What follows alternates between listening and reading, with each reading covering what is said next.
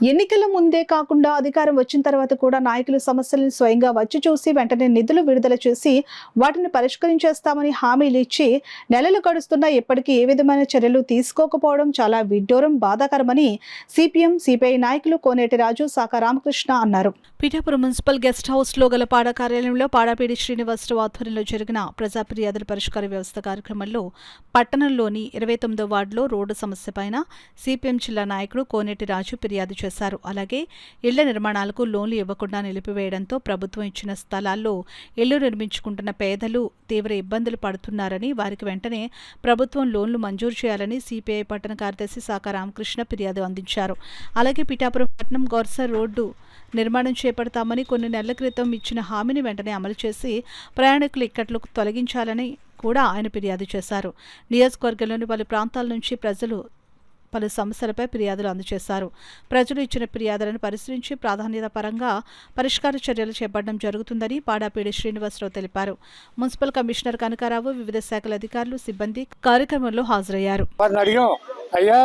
మరి మీరే కదా వచ్చారు, ఎంపీ గారు కూడా మీరు ఉన్నారు, అయిపోయిందని చెప్పారు.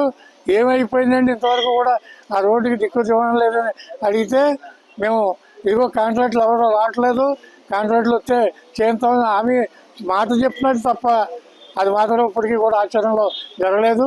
ఇప్పుడు మళ్ళీ కమిషనర్స్కి కలిస్తే వారు ఏమన్నారంటే నేను రేపు అక్కడికి వచ్చి పరిశీలించి దాని సంగతి ఏంటో చూస్తానని హామీ ఇవ్వడం జరిగింది.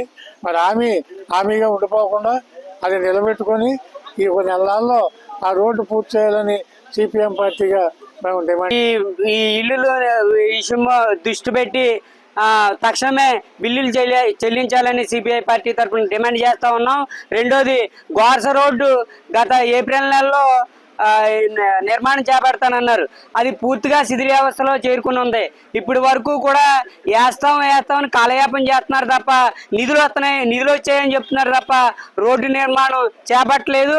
అక్కడ రోడ్డు అంటే ప్రయాణించే 7 కాలంలో నాగంపేట, ఆనందనగరం, కొమరగిరి దాకా ప్రయాణికులు చాలా ఇబ్బందులు పడుతూ ఉన్నారు. కాబట్టి నిధులు విడుదల అయ్యాయి కాబట్టి తక్షణమే రోడ్డు నిర్మాణం కూడా చేపట్టాలని మేము సిపిఐ పార్టీ తరఫున డిమాండ్ చేస్తాం.